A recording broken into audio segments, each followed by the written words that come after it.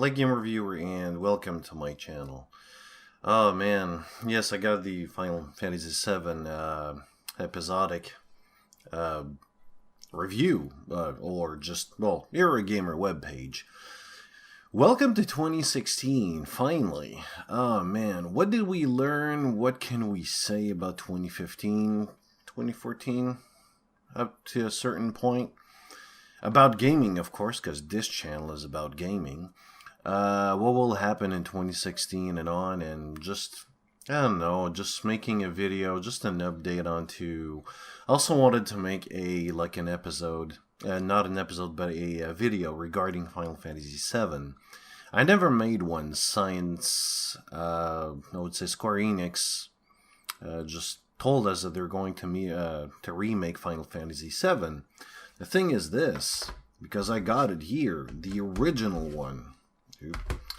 And, yeah, it's right here.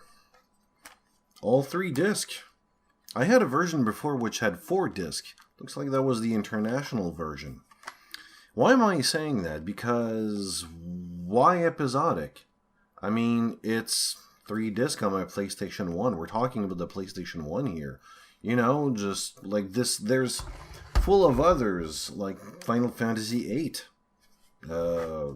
Metal Gear, a couple of CDs in there. It's a really great game. Well, those are really great games. I got others as well, which have multiple disc. What's the problem? Why did they want to rush this? To me, it's clear. And it's really problematic, and I fear a lot of things from that. Why are people bickering over stupid things, as in battle systems and what's there going to be in there? Will Ares finally survive, or I don't know, stuff like that?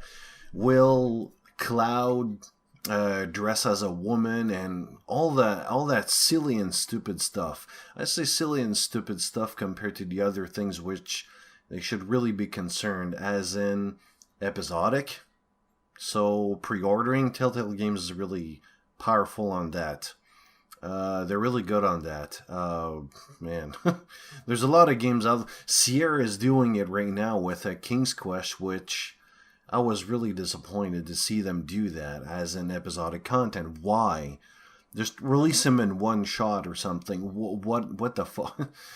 I guess it's because they don't have enough money to wait until all the 6 episodes or all the full game is out or something, and they want to make episodes just to make sure that the money is out. They also want to make sure that what they're doing is a good choice.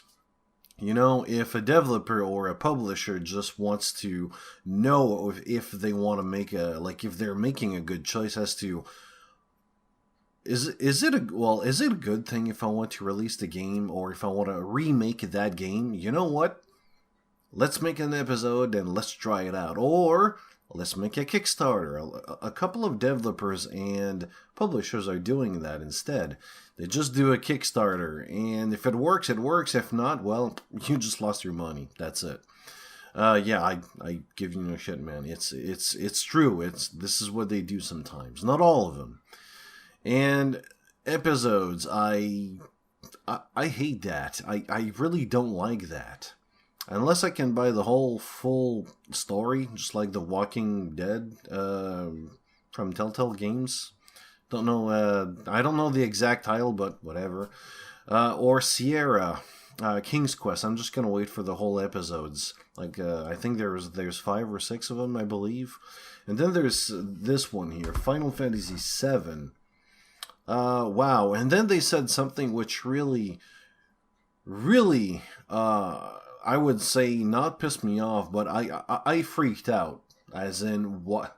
Why do you want to rush this? Seriously, is there? Man, didn't you guys learn from other developers or publishers like Warner Brothers, Rocksteady, man, Avalanche? Yes, Avalanche, Mad Max. Not that it wasn't broken, but still, they did a lot of patch on that one and game-breaking bugs for a couple of users. Not all of them, of course, but still, it's really problematic. How many developers do you know today that have done, I would say in 2015, that have done day 1 patch?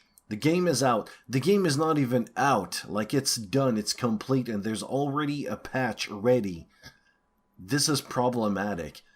Take your fucking time. Seriously, this is pissing me off. You know what happens afterwards?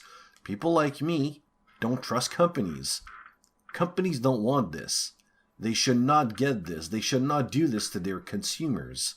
To their, I would say their fans, to their gamers. They shouldn't do that. It's really completely fucking wrong. Yeah, man.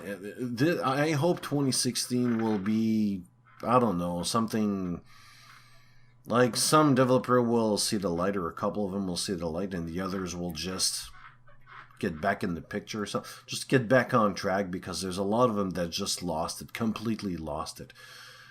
I'm really interested to know what Rocksteady has in their belt this year, in 2016.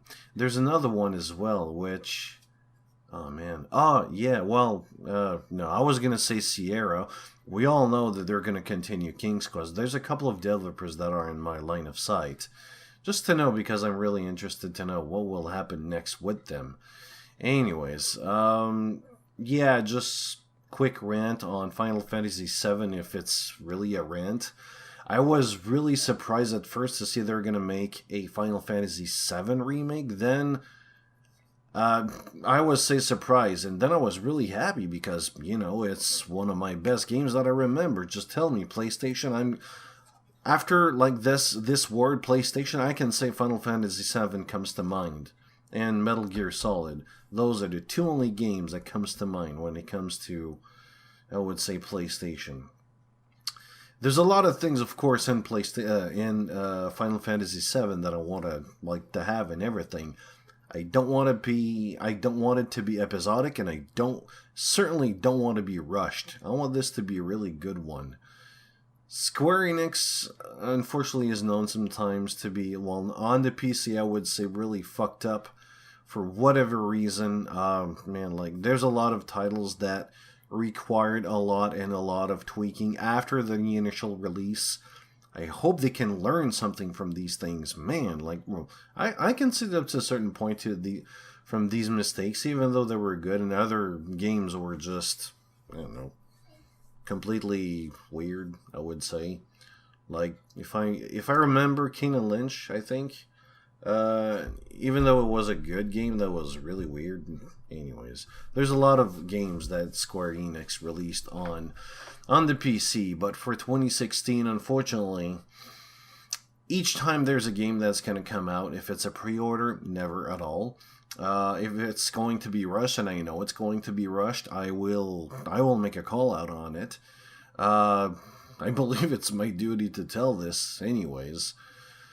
What else? I also hesitate to buy games in 2016, unfortunately, because of all the bullshit that we received as gamers in 2015 and even before that. Please, people, just stop the pre-orders. It's really bad. If a game is bad, you know what? Don't buy it. If it's really, really bad, like Battlefront, don't buy it. Even if it's $30, don't. You're gonna make the gaming industry a really good thing. You know, you're gonna do something good for the gaming industry. If not, well, fuck you, because, you know, I guess you want the companies to do pre-orders again and stop the casual gaming, for fuck's sake. No one needs that. Seriously, Battlefront was not supposed to be one.